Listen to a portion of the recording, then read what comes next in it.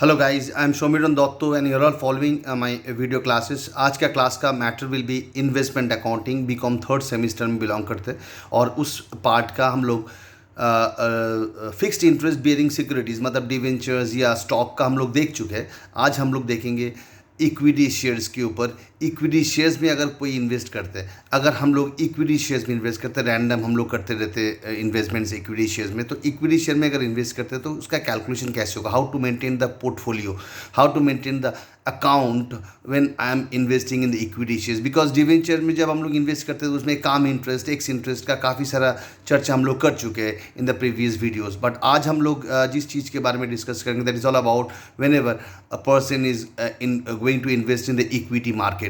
तो उसके लिए क्या करना पड़ेगा, हम लोग को एक सम देखना पड़ेगा। But before that I tell you one thing, इधर एक चीज़ आप लोगों को कैलकुलेट करना पड़ेगा, that is the most important thing. दो चीज़ हम बताएंगे, सॉरी। पहला चीज़ तो डिविडेंड कैलकुलेशन। डिविडेंड कैलकुलेशन के तौर पे क्या होता है कि डिविडेंड बेसिकली करंट ईयर में जो डिविडेंड दिया जाता है वो लास्ट ईयर का डिविडेंड है। सो ऑलवेज करंट ईयर का डिविडेंड वैसे करंट ईयर में नहीं दिया जाता है, other than if it's not the interim dividend. So अगर कोई डिविडेंड दिया जाता है, फाइनल डिविडेंड दिया जाता है, डेफिनेटली अगर if it is been paid in this current year, it is definitely for the last financial year. तो हम लोग को ये देखना पड़ेगा कि जब लास्ट फिनेंशियल ईयर के लिए हम लोग डिविडेंड दे रहे हैं तो लास्ट ईयर मेरे पास क्या स्टॉक था, उसी स्टॉक क्या इक्विटी था, उसी इक्विटी के ऊपर जो डिविडेंड कैलकुलेशन होगा that will come under the column dividend column. And अगर इस साल जिस साल हम डिविडेंड दे रहे हैं, जिस डेट में हम डिविडेंड दे रहे हैं, उस डेट के अंदर करंट ईयर में अगर हम लोग कोई भी इक्विटी परचेज किया है तो उसके ऊपर भी डिविडेंड कैलकुलेट होगा, but that will come under the column capital cost. I repeat, अगर जैसे हम लोग का फाइनल डिविडेंड दिया जाता है, से it's been paid in the current financial year, so definitely it will be for the last year. Actually dividend belongs to the last year. So last year का dividend दिया जा रहा है तो हम लोग को क्या क्या देखना पड़ेगा कि लास्ट ईयर मेरे पास कितना इक्विटी था, उसके ऊपर डिविडेंड कैलकुलेट करते हुए वो डिविडेंड कॉलम में आएगा।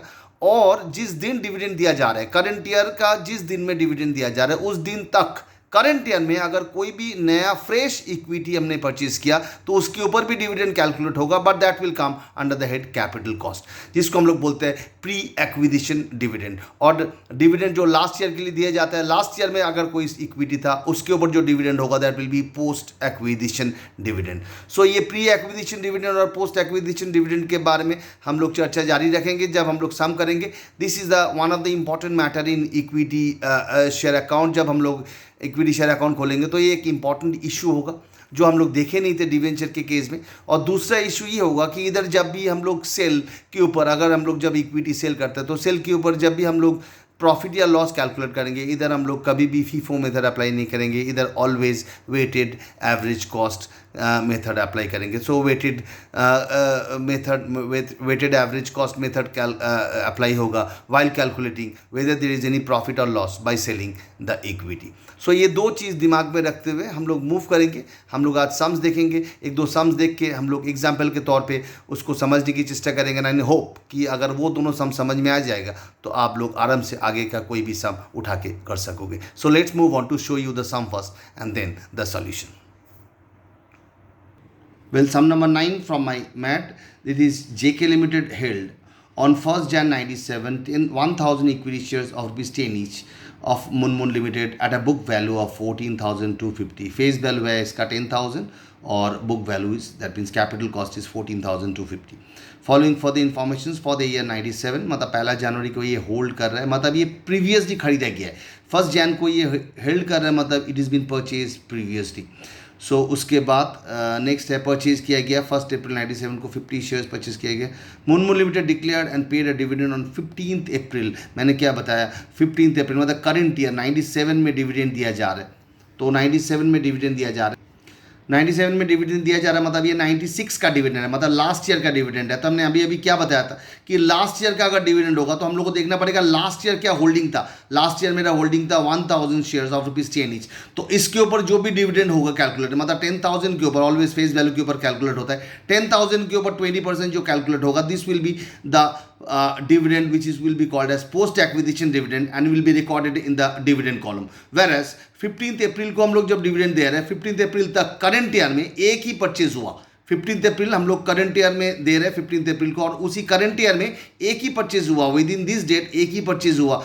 50 शेयर्स, इसका फेस वैल्यू होगा 10 रुपीज़ करके 500, तो 500 के ऊपर जो 20% होगा that comes to 100 rupees, that will come under the head pre acquisition dividend, will be recorded in the capital cost column.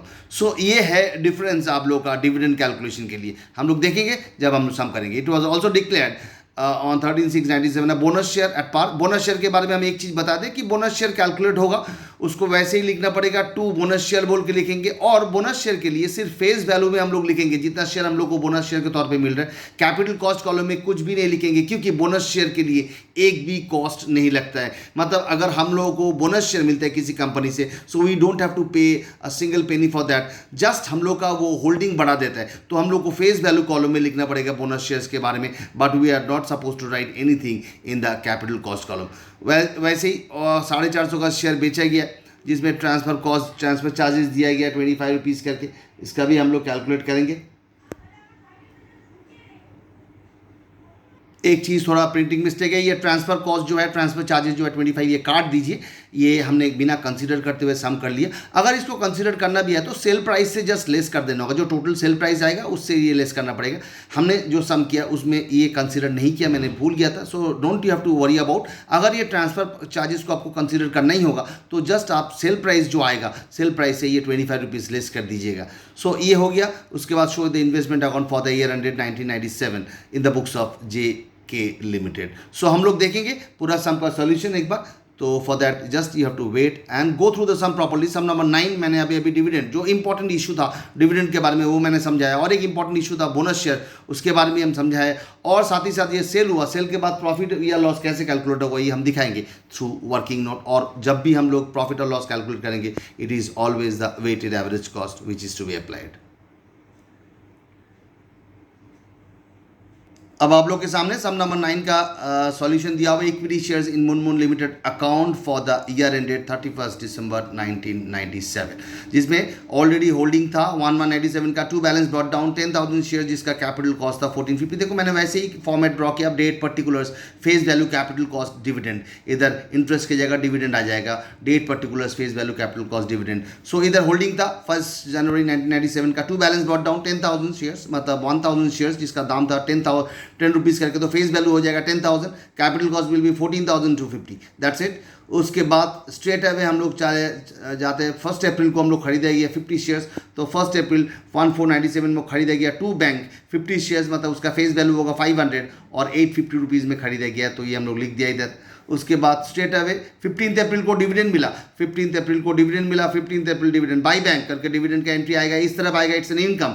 और इधर कैसे मैंने किया, देखो मैंने अभी कैलकुलेट किया था कि ये जो 500 शेयर्स खरीदा गया था इसके ऊपर जो भी डिविडेंड कैलकुलेट होगा, 50 शेयर्स खरीदा गया था 500 रुपया में. सो 500 रुपये फेस वैल्यू है. Dividend is always calculated on the face value.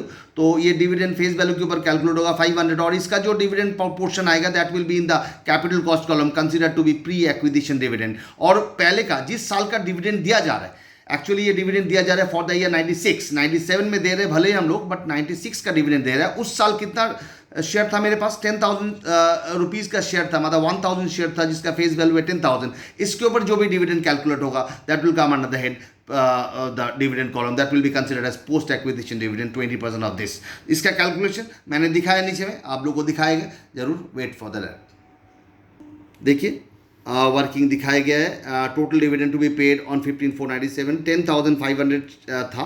15 अप्रैल को मेरे पास होल्डिंग था 10,500 फेस वैल्यू ऑफ शेयर्स का. देखिए 10,000 जो पहले से ही था और 500 मैंने जो खरीदा, तो कुल मिला के 10,500 वैल्यू का शेयर, फेस वैल्यू का शेयर मेरे पास होल्डिंग था, जिसके ऊपर 20% करने से 2,100, out of which post acquisition dividend will be 10,000 into 20%, 2,000, which will be recorded in the dividend column, and pre acquisition dividend hoga 500 into 20%, that is 100, that will be in the capital cost column. सो ये है working जो आप लोगों को भी record करके रखना पड़ेगा. एंड साथ ही साथ आप लोगों को जब सम करेंगे, जब आप लोग एग्जाम में सम करोगे, तब आप लोग को ये दिखाना पड़ेगा कि पोस्ट एक्विजिशन और प्री एक्विजिशन डिविडेंड को कैसे डील किया जाए.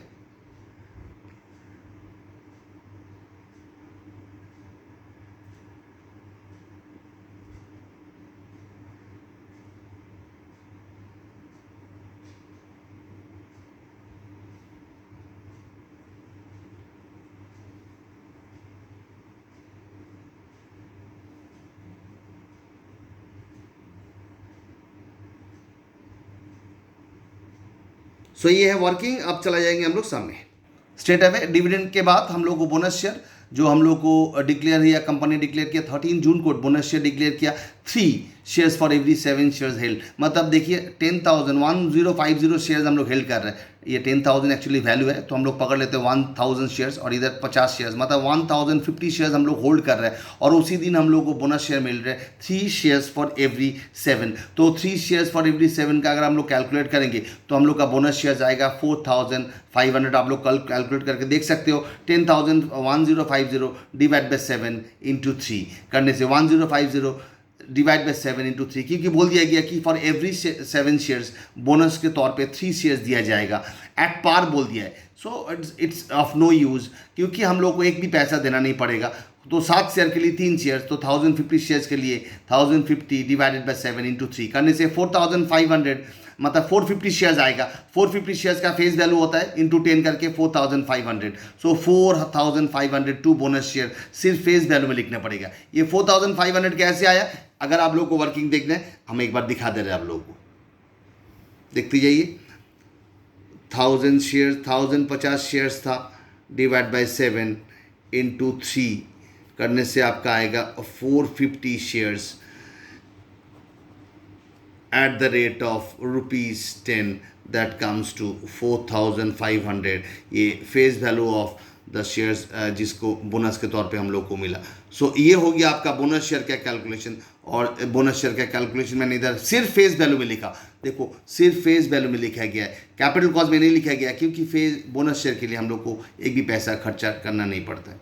उसके बाद जो आता है दैट इज हम लोग सेल किया 1 अगस्त को 97 को 11.25 करके हम लोग सेल किया 450, मतलब 4,500 होगा। 450 शेयर्स इंटू 10 4,500 और इसका सेल वैल्यू 450 इंटू 11.25। इधर ही मैंने बताया था आप लोगों को कि ट्रांसफर चार्जेस को काट देने के लिए 25 रुपीज़ करके ₹25 on account of transfer charges. अगर ये ट्रांसफर चार्जेस को कंसीडर करना है तो सिंपल बात है 5063 जो आया उसमें से हम लोग 25 लेस कर देंगे तो हो जाएगा सेल प्राइस। एक्चुअली मैंने ये लेना भूल गया था, तो आप लोगों को अगर लेना भी है ट्रांसफर चार्जेस तो what you have to do is, ये जो टोटल सेल वैल्यू आया कैसे आया, 450 शेयर्स हम लोग सेल कर रहे हैं 11.25 करके, तो 450 टू 11.25 इधर अगर हम लोग दिखा सकते हो वर्किंग, ये हो जाएगा 450 इंटू 11.25 जो भी आएगा माइनस 25 रुपीज़ कर दीजिए एज ट्रांसफर चार्जेस। अगर ट्रांसफर चार्जेस को कंसीडर करना है, मैंने इधर ट्रांसफर चार्जेस कंसीडर नहीं किया इसीलिए मैंने काट देने के लिए आप लोगों को बोला। आप लोग करना चाहते हो तो कर सकते हो, तो ये लेस करके इधर बैठेगा, this is the sale value. But मैंने अभी अभी बताया या हम लोग डिवेंचर के टाइम भी किया था कि जब भी कोई भी स्टॉक या कोई भी इक्विटी या कोई भी डिवेंचर सेल करते हैं हम लोग तो एक प्रॉफिट और लॉस जनरेट होता है। लॉस भी जनरेट हो सकता है, प्रॉफिट भी जनरेट हो सकता है या नो लॉस नो प्रॉफिट भी हो सकता है। We have to calculate excuse me, so you have to calculate. For calculation एक बार नीचे जाना पड़ेगा दिखाने के लिए कि कैसे कैलकुलेट होगा। एक चीज़ आप लोगों को बता दें कि ये जो 4,500 मतलब 450 शेयर्स मैंने सेल किया, इसी टाइम मेरे पास होल्डिंग था 1,000 प्लस 50 प्लस 450 मतलब 1,500 शेयर्स हम लोग के पास होल्डिंग था। 1,500 शेयर्स का होल्डिंग था, मतलब 15,000 फेस वैल्यू का शेयर्स था जिसका फेस वैल्यू जिसका कैपिटल कॉस्ट होगा this plus this minus this. तो कैसे कैलकुलेट करेंगे, ये जो फेस वैल्यू है ये है 10,000 प्लस 500 प्लस 4,500 मतलब 15,000 रुपया का फेस वैल्यू का शेयर्स था जिसमें से मैंने 4,500 का शेयर सेल किया। और इसका कैपिटल कॉस्ट क्या होगा दिस प्लस दिस, क्योंकि इसका कोई कैपिटल कॉस्ट नहीं लगा था तो nothing will be added, this plus this minus ये जो प्री एक्विजिशन डिविडेंड है ये this will reduce our capital cost, pre acquisition dividend will reduce our capital cost, तो this plus this minus this. तो जो भी आएगा that will be the capital cost of 15,000 shares of face value. तो 4,500 का क्या होगा एक बार देख लेते हो वर्किंग। नीचे में वर्किंग क्या हुआ है, computation of PL on sale, face value 15,000, capital cost भी 15,000 आया। मैंने जो कैलकुलेशन आप लोगों को बताया अभी अभी, ये जो मैंने कैलकुलेशन अभी अभी मैंने बताया this plus this minus this करने से 15,000 ही आएगा। मतलब इधर फेस वैल्यू और कैपिटल कॉस्ट सेम ही है, फेस वैल्यू और कैपिटल कॉस्ट सेम है। फेस वैल्यू 15,000 कैपिटल कॉस्ट 15,000, तो अगर फेस वैल्यू ऑफ 4,500 का मैंने सेल किया उसका कैपिटल कॉस्ट भी सेम ही आएगा। मतलब एक्चुअल कैपिटल कॉस्ट इज 4,500 जिसको हम लोग सेल किया 5063 में। इधर एक चीज़ चेंज करना होगा, अगर आप लोग ट्रांसफर चार्जेस को ले रहे हो तो तब जाके ये 5063 नहीं होगा, 25 रुपीज़ से कम हो जाएगा। बट फिलहाल मैंने 25 रुपीज़ ट्रांसफर चार्जेस कंसिडर नहीं किया तो सेल वैल्यू 5063 होगा। इन दैट केस मेरा प्रॉफिट होगा 563। तो ये है आपका सेल प्रॉफिट और लॉस कैलकुलेशन का टेक्निक, जहाँ पर हम लोग को पहले ये देखना पड़ेगा कितना फेस वैल्यू का शेयर्स उस दिन होल्ड कर रहा है जिस दिन हम सेल कर रहे हैं, और उसका कैपिटल कॉस्ट क्या होगा। In this sum the face value and the capital cost became same. Coincidence है ये, कभी बार सेम नहीं होता है, काफ़ी बार कम होता है या ज़्यादा होता है, but in this sum it came same. और ये 4,500 का फेस वैल्यू जो हम लोग सेल कर रहे हैं उसका भी face value capital cost same ही होगा, और उसको सेल किया गया 5063 में, तो अल्टीमेटली प्रॉफिट आया। अब हम लोग देखेंगे इसका अकाउंट में कैसे रिफ्लेक्ट दिया जाएगा, but just go through this working. इधर आप लोगों को वो डिविडेंड वाला वर्किंग भी दिख रहा है, साथ ही साथ कंप्यूटेशन ऑफ प्रॉफिट और लॉस भी कैलकुलेशन दिख रहे हैं।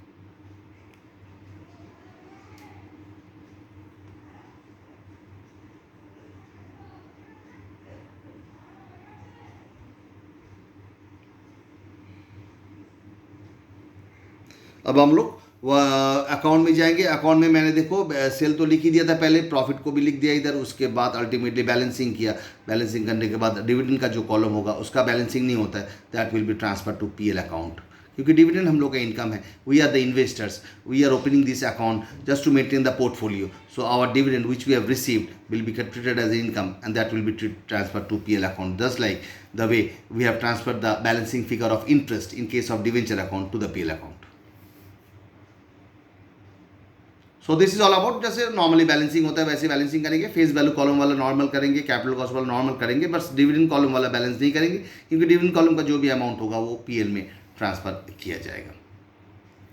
So this is all about the investment account, और वो भी इक्विटी शेयर्स अकाउंट जैसे मेंटेन होता है। इक्विटी शेयर्स में एक इंपॉर्टेंट पार्ट हम लोग देख लिया था, एक दो इंपॉर्टेंट पार्ट हम लोग देखा कि डिविडेंड को कैसे डील किया जाएगा, साथ ही साथ बोनस शेयर को कैसे डील किया जाएगा, साथ ही साथ अगर आपका सेल और प्रॉफिट और लॉस को कैसे डील किया जाएगा, कैसे कैलकुलेट किया जाएगा।